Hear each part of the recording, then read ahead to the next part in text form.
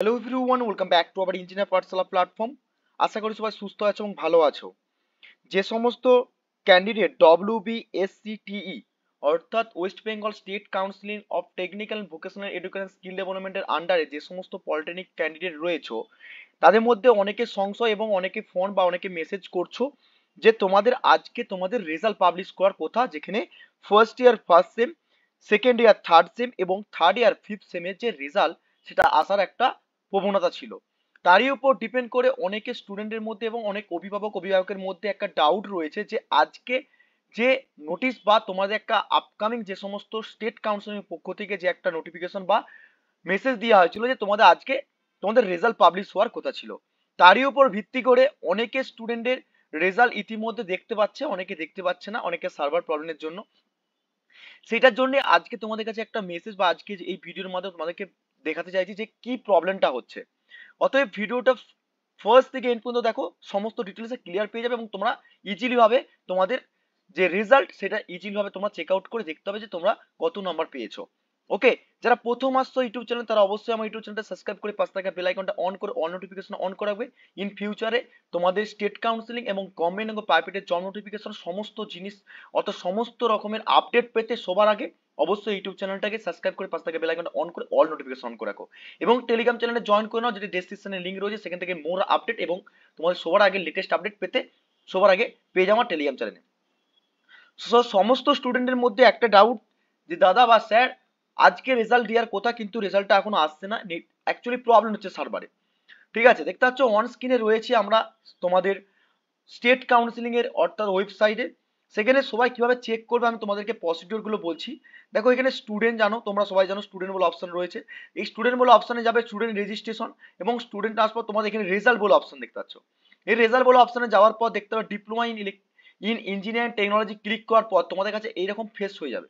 অর্থাৎ site is under maintenance, it's will be resume soon. অর্থাৎ এই ওয়েবসাইটটা এখন পর্যন্ত এই আধা ঘন্টা এবং 1 ঘন্টার মধ্যে কিন্তু ওয়েবসাইট মেনটেনেন্স চলছে, সার্ভার ডাউন রয়েছে।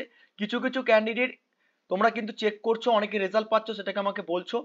কিছু কিছু পাচ্ছ না, রেজাল্ট পাচ্ছ না, সার্ভার প্রবলেমের জন্য এটা মেনটেনেন্সে রয়েছে। কোনো ভয় পাওয়ার কারণ নেই, তোমরা কিন্তু রেজাল্ট কিন্তু আজ থেকেই তোমরা কিন্তু দেখতে পারবে।